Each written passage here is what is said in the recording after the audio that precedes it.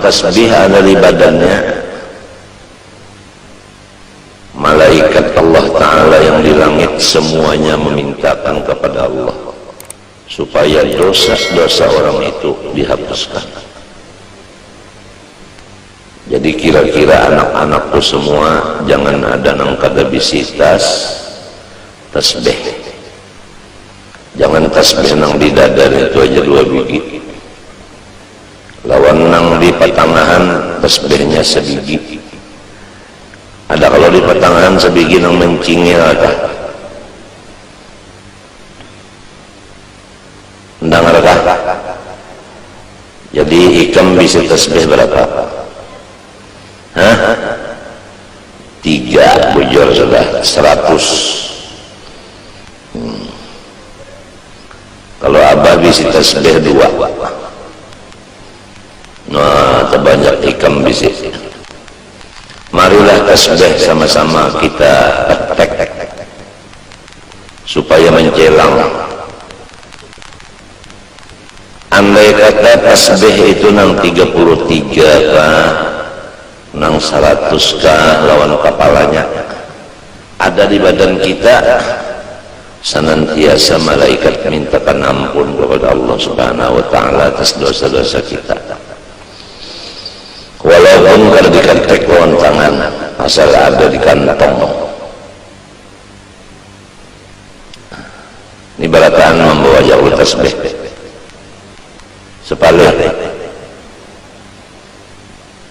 lain nang 3 tadi lain.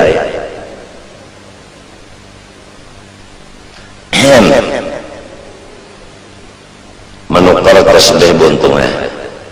Nang murah-murah aja, jangan nang larang-larang. Asal ada bisi. Apalagi kalau bisa mengambil ijazah tasbih lawan guru itu mengambil ijazah lawan gurunya sampai kepada Sayyidina Muhammad SAW, yang diantara fadilatnya ijazah tasbih itu masuk surga bi ghairi hisab. Limbah bangun dari kubur tengah ada di dalam surganya aja. Kada tahu bapanas di padang mahsyar, kada tahu betiti siratal mustaqim, kada tahu betimbang, kada tahu berhisab. Pokoknya bangun di kubur ada di surga. Nah, itulah ijazah tasbih. Satu lagi ijazah bersalaman. Rasulullah bersabda, siapa bersalaman dengan aku dan sampai hari kiamat, jazah musafahah, saya masuk surga kada berhisab juga. Ada lagi yang semacamnya berasuk tangan, kalau bersalaman minta, rasuk tangan minta.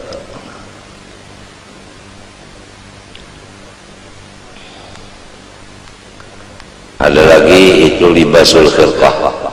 Guru itu memasangkan pakaian yang presiden diandak di kepala kah, diandak di bahu kah. Nang bakas pakaian guru itu diandak. Atas tasbih nang pakaian guru diandak di tangan. Itu semuanya satu persatu daripada 5 perkara itu adalah tujuannya masuk surga bi ghairi hisab. Dan itu ada silsilahnya dari guru ke guru sampai kepada Rasulullah SAW. Yang kedua, minum kopi selama rasa atau bau kopi masih ada di rongga seseorang, maka malaikat semuanya mintakan kepada Allah supaya dosa orang itu diampuni oleh Allah Subhanahu wa Ta'ala. Jadi kepada anak-anakku yang udah mengambil ijazah bersalaman dan tasbih, hendaklah jangan kena menginum kopi sehari semalaman walau sedikit barang minum kopi. Nah, selama kopi itu masih ada di dalam rongga kita, baunya, bekasnya itu malaikat mintakan ampun segala dosa kita.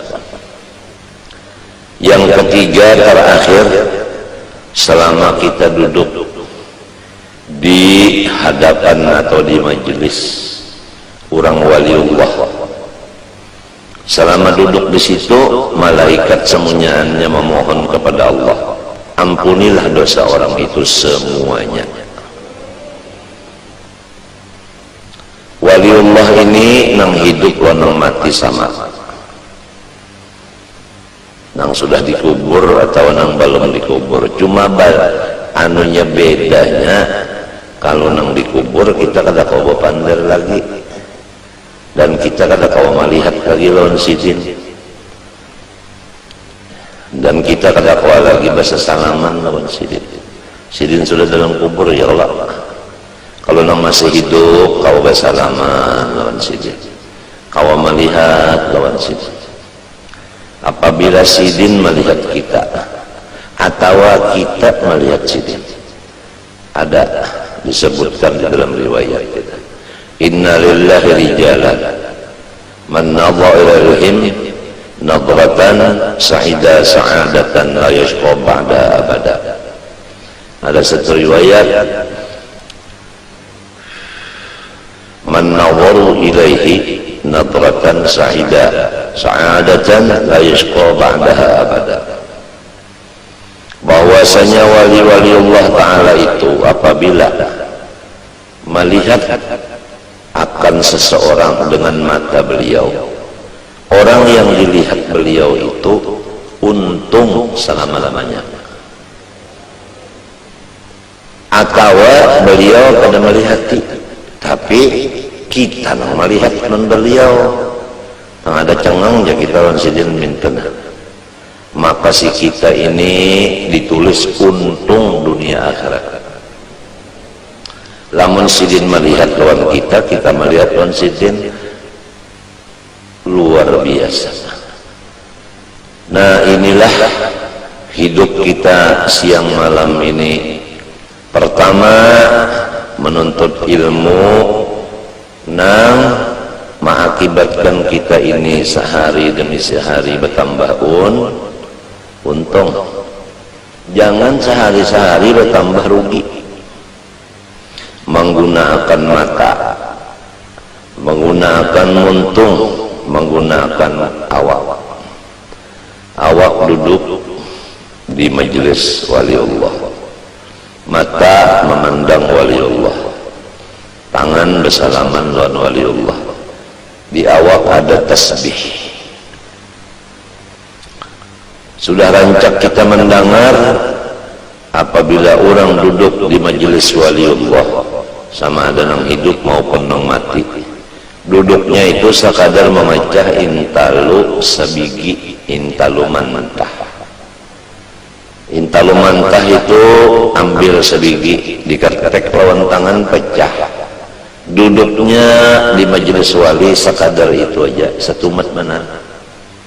Maka pahalanya kita duduk satu mat itu lebih banyak daripada mulai keluar di parut beribadat siang malam non stop sampai mati.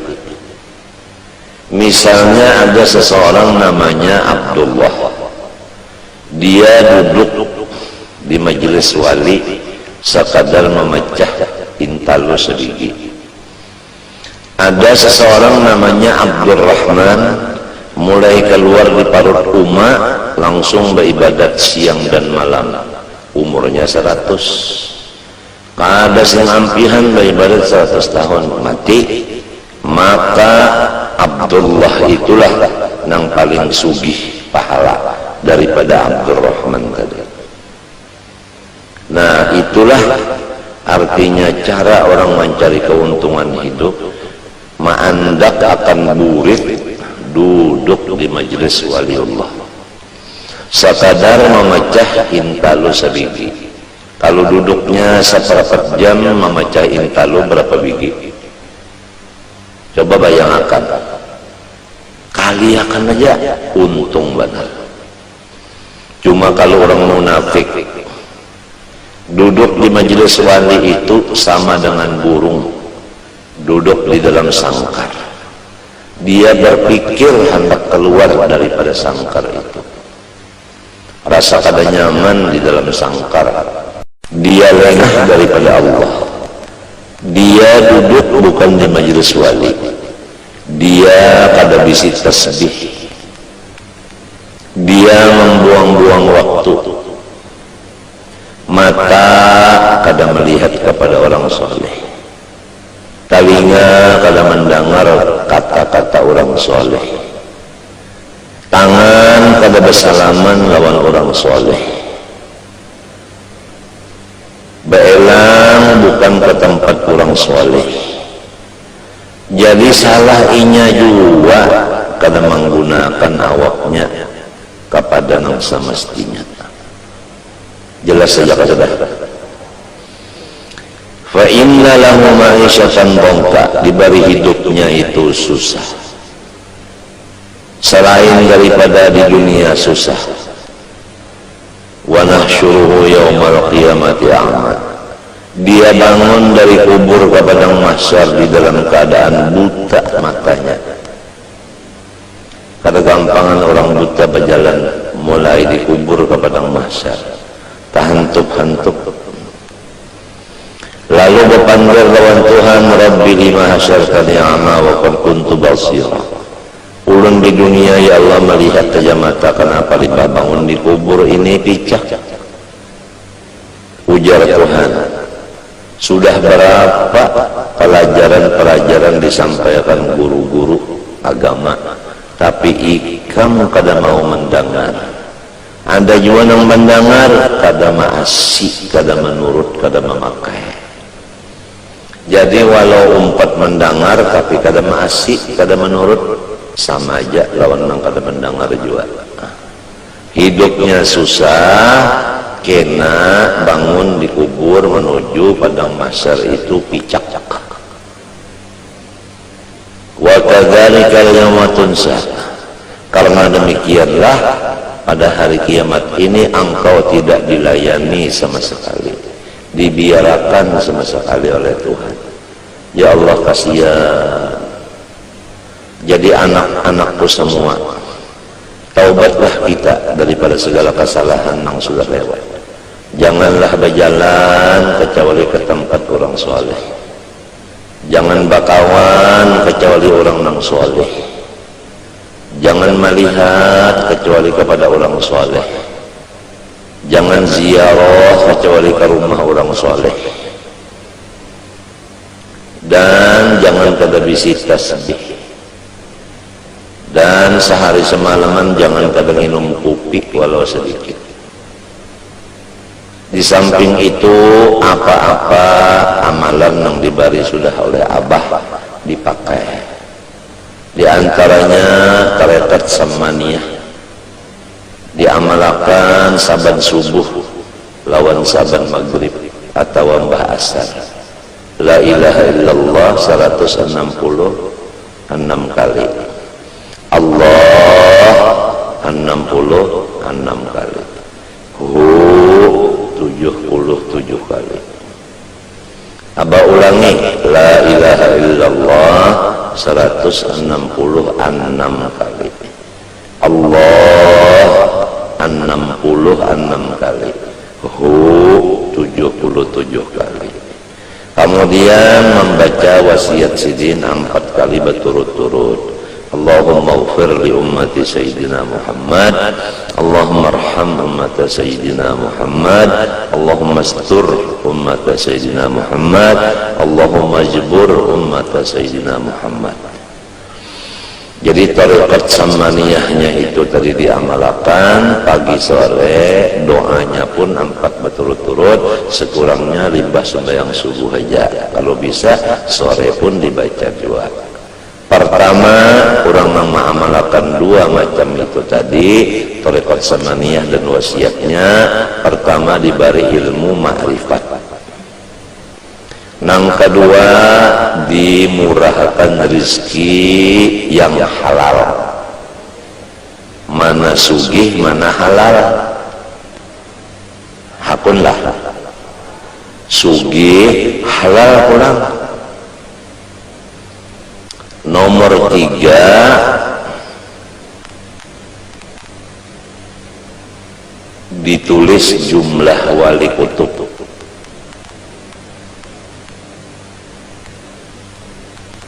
Jadi anak-anakku semuanya, barilah waktu limbah subuh, limbah asar atau limbah subuh, limbah maghrib, baca la ilaha illallah 166 kali, Allah 66 kali, 77 kali.